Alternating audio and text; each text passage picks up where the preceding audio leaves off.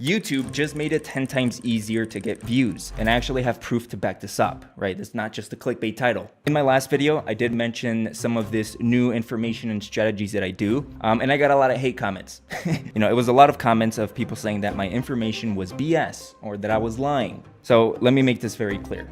I'm not here to convince anyone. If you want to do YouTube the old way, go ahead. I don't give a fuck. But just be aware that in a month or two, your favorite guru is going to be telling you the same exact information. I'm just the first one. And if you don't know who I am, my name is Romero. I've been doing YouTube for the last 8 years. And across all of my YouTube channels, I've made over $2 million in ad revenue. And in this video, I'm going to show you exactly how I doubled my views in the last 2 months. So strategy number 1 is net information gain. Right now, if you search something on Google, the first thing you're going to see is an AI overview. Now, the majority of those AI overviews that Google gives you are sourced from YouTube. They used to be sourced from like Reddit and random articles, but Google is now heavily leaning towards YouTube videos as sources for these AI overviews. And this is Google's objective, right? They want to make YouTube the go-to source for everything on the internet. But the issue that Google was having is that there was too much copycat content, right? Ever since ChatGPT came out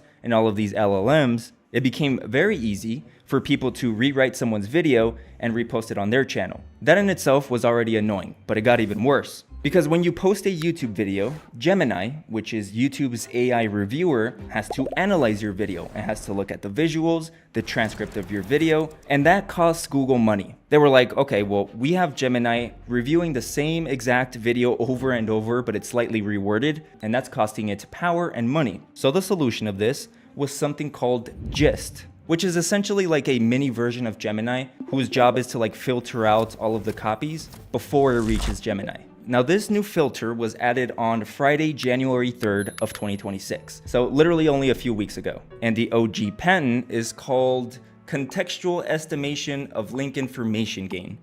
That's for those of you that want to go and review this yourself. So now, this is how the search engine works and categorizes your videos now. When you post a video, step 1 on Google's end is that the ingestion system scans your video. Step number 2, it stores your video in the index. And step number 3, which is the new step that Google added, is the gist filter. So before your video can reach step number 4, which is Gemini, it has to pass the gist filter. And what the gist filter does is that when it's reviewing your video, it asks, okay, do I have this anywhere else? Meaning, is there a similar video out there that I already have? So if you make a video that is too similar in the wording or the topic or the, conclusion, your video is not going to pass the gist filter and it's never going to recommend it. So that's what a shadow ban is. The reason that the majority of people are shadow banned is because they're not giving new information to Google. They're not giving net information gain. I mean, think about it, man. Google knows everything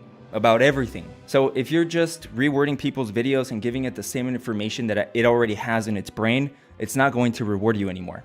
Now, that doesn't mean that you can't post a video because someone else already did, but let me give you an example of how to approach this. Let's say you want to make a video about the Titanic, and the title of your video is What Really Happened to the Titanic? If the script talks about the iceberg, the lifeboats, or that one band that was playing while the ship was sinking, when the algorithm starts scanning your video, aka gist, it's going to compare your video to 50,000 other YouTube videos that talk about the Titanic. I guarantee that at least 90% of those YouTube videos talk about the band, the lifeboats, and the iceberg. So then the algorithm is going to say, okay, we already have this. This is nothing new. And in return, it kills your video's push. Now, the correct way of approaching this is that instead of talking about what everybody knows, right? You can still make a video about the Titanic, but you're not going to talk about those key points that everyone else does. I mean, it was in the fucking movie. Instead, you're going to title your video, The 6-Word Radio Message That Sank the Titanic.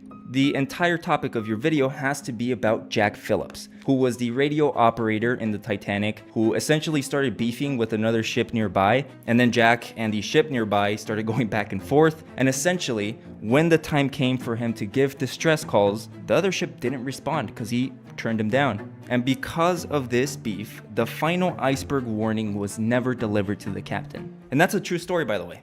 So now, when the algorithm goes and scans this new Titanic video, it's going to see Jack Phillips, distress signal, radio conflict. And when it compares your video to everyone else, it's going to say, wait, yeah, this information is true. I don't really see another YouTube video out there that focuses only on this, radio beef. And this creates net information gain, meaning that when someone Googles the radio fight of the Titanic, your video is gonna come up as sourced with the AI overview. Pretty cool, huh? Now, let's go ahead and say you do this, right? And you pass the gist filter. This takes us to step number 4, which is Gemini. But now there's a new thing with that as well, and that's called semantic IDs. Now, I might lose a lot of you guys in this one because it's a lot of nerdy shit, but I need you to lock in, okay? Because this is actually important. I'm gonna try to explain this as easily as possible, okay? Right now, when you post a video, the algorithm does not go based on your tags, your description, or your title. It doesn't care. It cares about what's inside of your video, what words are said inside of your video. Now, something you need to understand is that words are not words to Google and YouTube. It is code. For example, P. Diddy, right? To you and me, P. Diddy is Diddy, right? But to Google, he is M01VRN.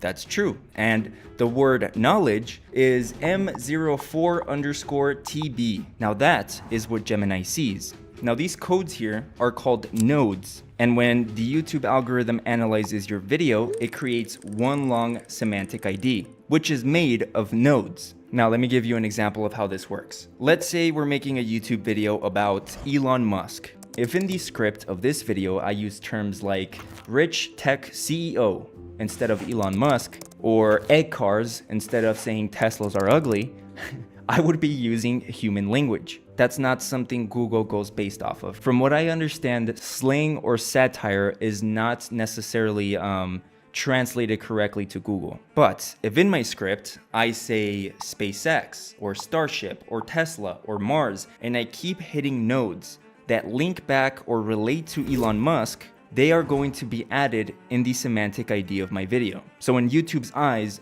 the more nodes I hit in the script of my video, the more authority my video is going to have. This means that YouTube will trust my channel, and it's going to push it because of that, because I give a lot of context to a specific topic. Now, here's the tricky part. Take the term young shoppers, right? When I say young shoppers, you probably think of a kid or a teenager buying groceries or buying clothes. But to Google and YouTube, the term young shoppers does not exist. It's not a real term. It doesn't have a semantic ID, meaning that to Google, it's not a real word. But if in the script of your video, instead of saying young shoppers, you say Gen Z consumers, guess what?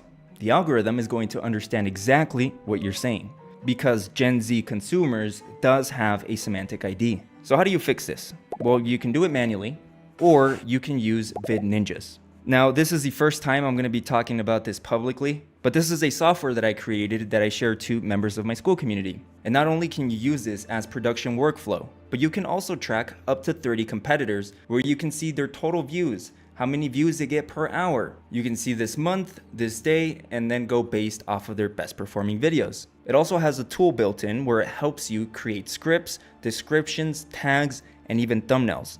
But as for semantic IDs and hitting those nodes, we added a section called the sauce, where all you have to do is paste the script of your video, give it a target topic or primary entity, and click Analyze Sauce. What vidninjas is going to do here is that it's going to compare your video to Google's entire knowledge panel, and it's going to tell you exactly what's missing and what you have to reword. It's also going to tell you exactly what semantic IDs hit, including the codes. It also searches Google and YouTube to see the originality score of your script, to see if anyone else has done it before. And if you scroll down, you can see a button that says Refine Script, and it's going to automatically apply those changes for you. So with this, you're going to have original scripts that hit every semantic ID/node. It's also going to tell you the net information gain score of your video, and it fixes it for you in the click of a button. That's pretty cool. If you want to check this out, you can click the link in the description of this video. Should be below my school community, where if you don't know, it sounds like I'm plugging everything right now.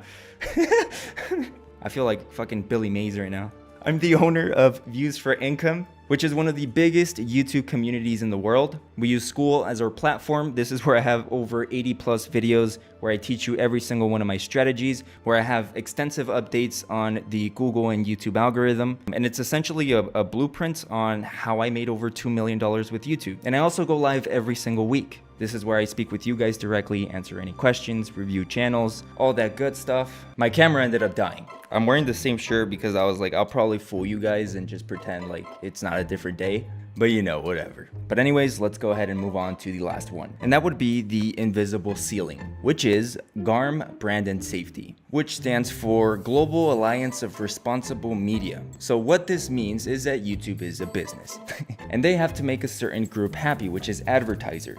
And advertisers and YouTube, they have something called GARM, where advertisers can pick specific words or topics that they don't want their ads to be shown on YouTube. And if advertisers don't want their ads running on your video, YouTube is not going to push it. Now, my hypothesis is that this might have changed a little bit. And what I mean by that is that advertisers might be pulling away from AI stories, from very AI generated content, from brain rot. And because this type of content is so new, they're probably adding like specific words or phrases that are essentially killing the momentum of a lot of channels, which explains why YouTube might be terminating and demonetizing a shit ton of channels right now. Probably something happened in the back end with this whole GARM thing. And you know, advertisers started saying, you know what, I don't want my videos to be in political videos, in violent videos, of course. But now I also don't want my videos to appear in AI generated content. And because there was so much of this content made and posted on YouTube every single day, they probably noticed that a lot of channels were being skipped by advertisers. But again, that's just a theory. Again, I don't think YouTube is 100% against AI, but I do think they're against monetizing AI slop.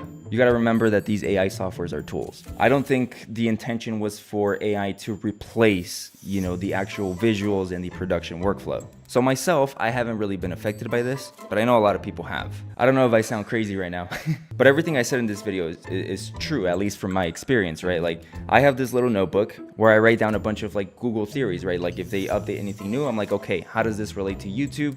And what would the change be?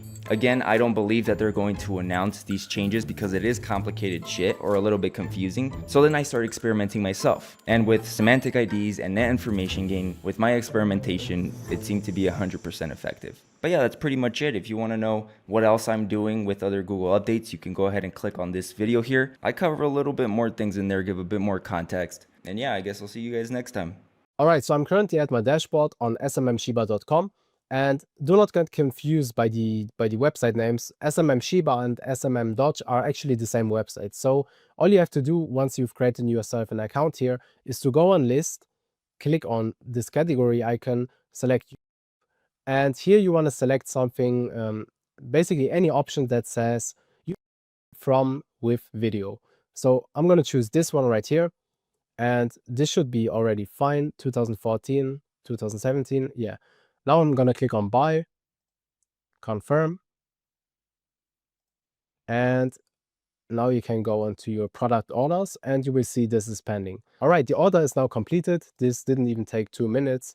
What you want to do now is you want to copy that ID, and we want to be organized, right? Especially if we have multiple channels, you will not find them again. So make sure to save it somewhere.